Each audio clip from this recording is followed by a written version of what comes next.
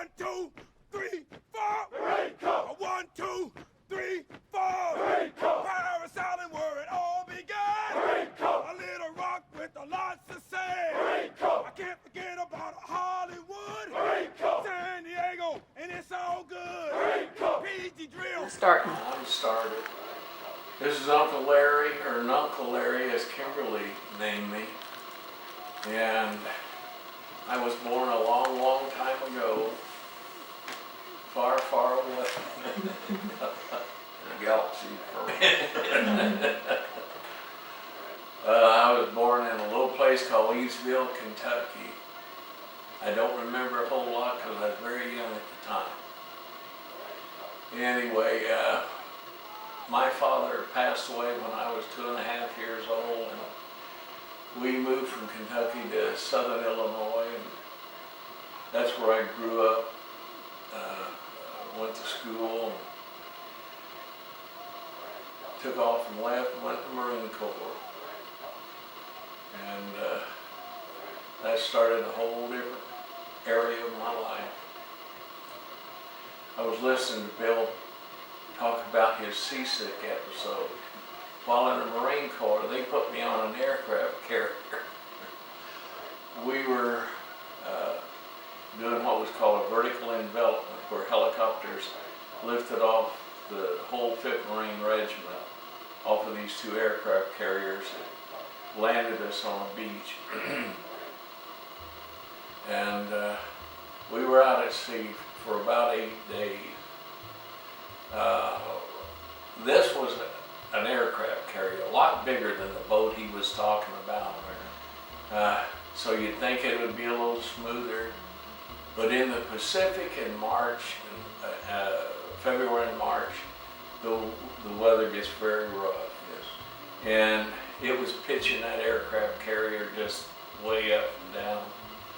I got so sick. I couldn't stand up, I couldn't lay down. And he's talking about eating. They said, you need to go down to the chow hall and get you something to eat. I went down there and got some of them powdered eggs, and I'm telling you, I almost barked before I could get out. Yeah. And Thank God for hot sauce. yeah, something. They never had tea like you were talking about. I was just thinking that would have helped. Yeah. But anyway, when I got over my seasick was whenever them helicopters lifted off the deck of that aircraft carrier.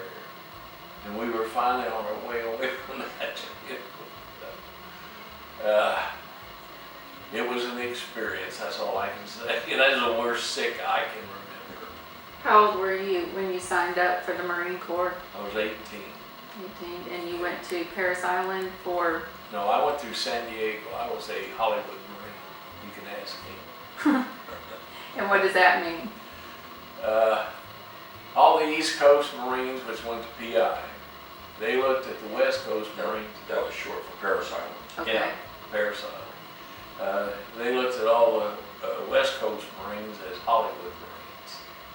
As a matter of fact, when I was at 5th Marines out at Pendleton, they did a television program out there, and we were involved in it. It was a show called The Lieutenant.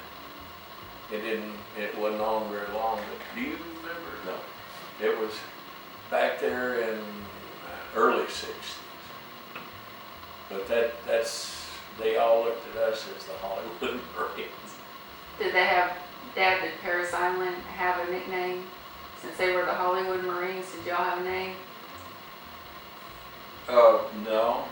Or a name you can say on camera? No, it's Paris Island, South Carolina. They crossed the bridge to get to it. And I remember when I first arrived there, it was with others that drafted or enlisted.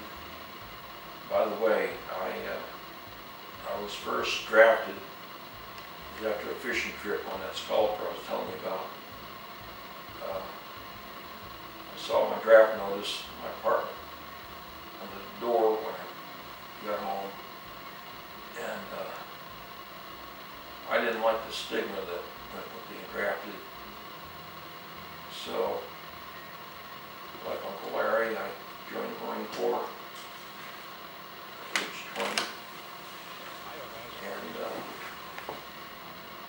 But anyways, upon arriving at Paris Island, the DI, like a madman, got on the bus and shouted at everybody, you know, get your butt off the bus and everything. And That's a nice way to put it. yeah, and fall in on the yellow footprints. We did that. I'm thinking to myself, what the hell did I get myself into now? And I had the same thoughts. really, What did I do to myself? exactly. It was boot camp in the Marine Corps is a hellish thing. Somehow you survive. By the grace of God. Yes, it makes a better person with you. Was your dad Army or was he Marine as well? No, he was Army. I was first generation Marines. CJ was followed my footsteps, second generation. How did Grandpa feel about you becoming a Marine and not following Army tradition? He didn't really say one way or the other. You know, he didn't agree on the war, but you know, people back then, that's the way it was. What about your mom, Uncle Larry? What did your mom say when you enlisted? Don't let the door hit you when you go out. Hmm. No, my older brother, he had been a Marine, and that I always wanted, from the time I was in grade school, I wanted to be a Marine. And that's what I did. And like your dad was saying, you hit them footprints there in front of receiving barracks. And I've heard a lot of people talking about it, and they say they feel like they have died and gone to the bad place. Yeah. So what was your memory as far as a day in boot camp? Lord have mercy. Do you have one day that sticks out more than others? Yeah. Yeah, I remember we were practicing judo holds on each other in the sand, sawdust pits, okay? And I was unaware then that the blisters I got on my feet from marching, I got sawdust in them, just developed into cellulitis. And caused me to limp more and more, which showed up when I was marching. Well, the drill instructor would tell a guy behind me to kick me in the ass to get me in the step, unaware that I had cellulitis developed. My foot was swollen. One evening, barracks, I was being punished. I had to go outside the squad bay into the hallway and beside straddle hops. Well, there again, my foot hurt and I stomp on the floor like that. And eventually the DI caught me and they finally realized after looking at my foot and seeing for themselves what the problem was. They sent me to sick bay where I had it operated on. That was my memory of one of the hellish times there in Paris Island. To end the war and bring peace with honor in Vietnam and in Southeast Asia. The following statement is being issued at this moment in Washington. Do you recall the day your service ended? Yes, I do.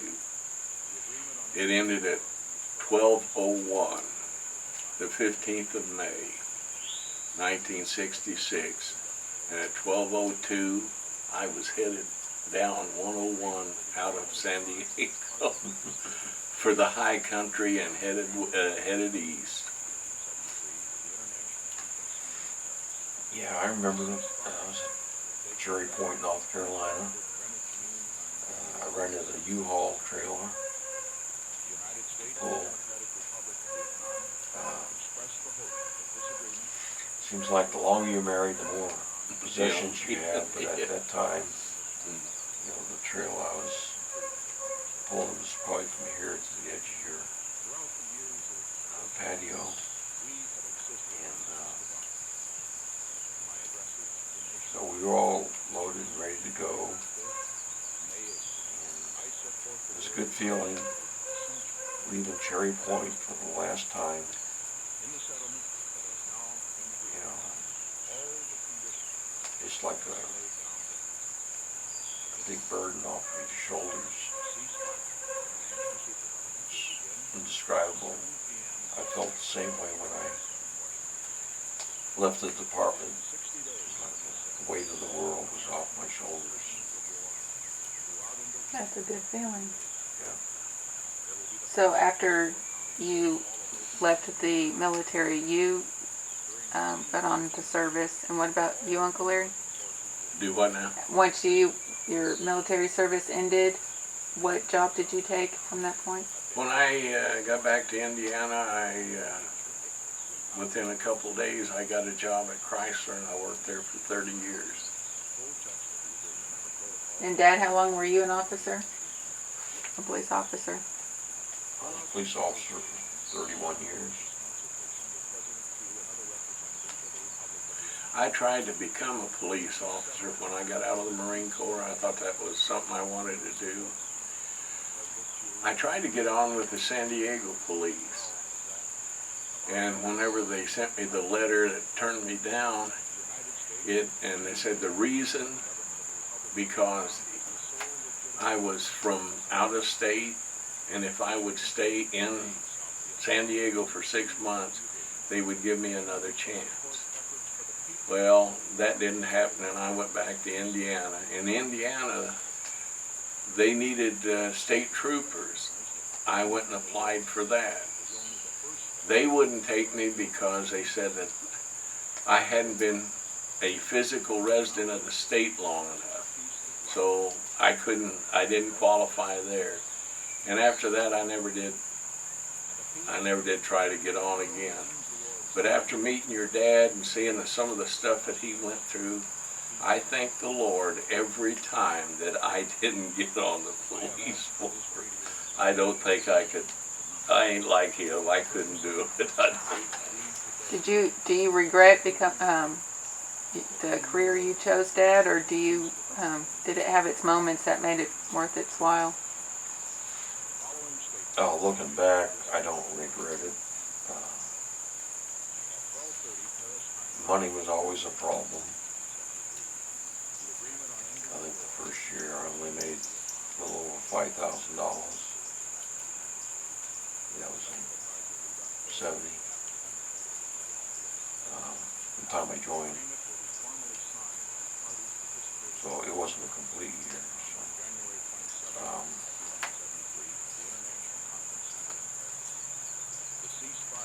yeah, there have been times when I was nearly decapitated. That time I was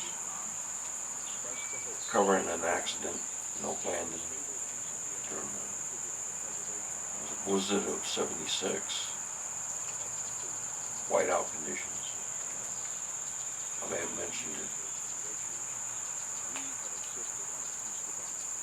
I was bringing a drunk back to my car who had hit a telephone pole out in Oak Landing at 65th and Pelton Pike. When I saw him dive for the snow, as I was reaching over to unlock his door to come in, about that time I saw the whole sky light up. This is at midnight or so. Pretty dark out. Learned later that a semi going east on Pelton Pike, big hood scoops on their front cab. It caught a low-hanging power line, which was low-hanging because the drunk had hit the pole. Down the pole. Yeah. It snapped it, came around like a bullwhip, and snapped the red lights off the top of my car. If you Where had my been head, standing up, yeah, where my head was a few seconds prior to, I'd never heard that story. yeah. Moments like that give you pause.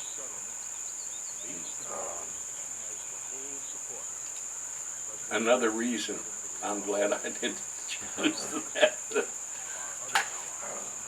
I think I'd have quit that night. But, you know, there's times like that, just like the incident in Nam when a mortar round blew up the tent I just left. By the grace of God, I was spared. That's it. That's it. And only God knows why I was spared. So, Because you're one of His, that's why you were yes, spared. thank God for that. Yeah. Yes. And if that hadn't, we wouldn't have had a Kimberly or a Reed or a Jacob. Right, right. Or So CJ everything- or Chris or anybody, yeah. Everything happens for a reason. Yeah. But, yeah, there was good and bad points on the police department.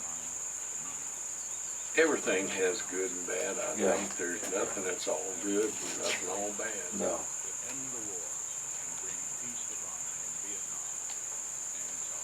I wasn't an angel by any respect. I was able to do good as a police officer.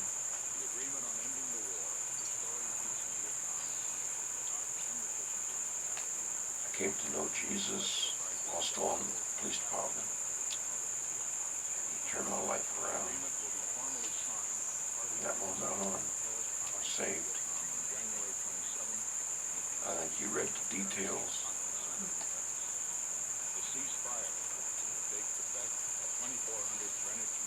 So, yeah, it was an interesting career. I'm glad I chose getting paid by pension monthly rather than getting one lump sum. I would have probably blown it long ago. Nothing to show for it. Who's to know? Retired in Alabama. Yeah.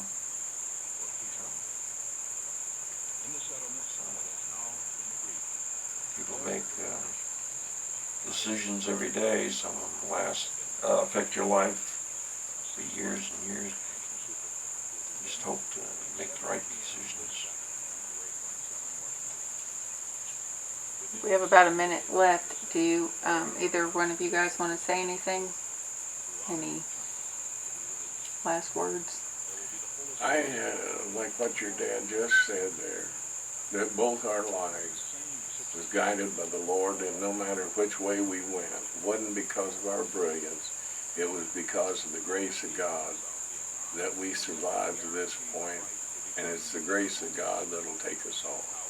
Amen. And I am totally convinced of that. The end. Thank you for your service. We have been in the closest consultation with President Thieu and other representatives of the Republic of Vietnam. This settlement meets the goals and has the full support of President Thieu and the government of the Republic of Vietnam, as well as that of our other allies who are affected. The United States will continue to recognize the government of the Republic of Vietnam as the sole legitimate government of South Vietnam. We shall continue to aid South Vietnam within the terms of the agreement, and we shall support efforts by the people of South Vietnam to settle their problems peacefully among themselves. We must recognize that ending the war is only the first step toward building the peace. All parties must now see to it that this is a peace that lasts and also a peace that heals. And a peace that not only ends the war in Southeast Asia, but contributes to the prospects of peace in the whole world. I have asked for this radio and television time tonight for the purpose of announcing that we today have concluded an agreement to end the war and bring peace with honor in Vietnam and in Southeast Asia. The following statement is being issued at this moment in Washington and Hanoi. At 12:30 Paris time today, January 23, 1973, The agreement on ending the war and restoring peace in Vietnam was initialed by Dr. Henry Kissinger on behalf of the United States and Special Advisor Lee Duc-Tho on behalf of the Democratic Republic of Vietnam. The agreement will be formally signed by the parties participating in the Paris Conference on Vietnam on January 27, 1973 at the International Conference Center in Paris. The ceasefire will take effect at 2400 Greenwich Mean Time, January 27, 1973. The United States and the Democratic Republic of Vietnam express the hope that this agreement will ensure stable peace in Vietnam and contribute to the preservation of lasting peace in Indochina and Southeast Asia. That concludes the formal statement. Throughout the years of negotiations, we have insisted on peace with honor. In my addresses to the nation from this room of January 25th and May 8th, I set forth the goals that we considered essential for peace with honor. In the settlement that has now been agreed to, all the conditions that I laid down then have been met. A ceasefire, internationally supervised, will begin at 7 p.m. this Saturday, January 27, Washington time. Within 60 days from this Saturday, all Americans held prisoners of war throughout Indochina will be released. There will be the fullest possible accounting for all of those who are missing in action. During the same 60-day period, all American forces will be withdrawn from South Vietnam. The people of South Vietnam have been guaranteed the right to determine their own future without outside interference. By joint agreement, the full text of the agreement and the protocols to carry it out will be issued tomorrow. Throughout these negotiations, we have been in the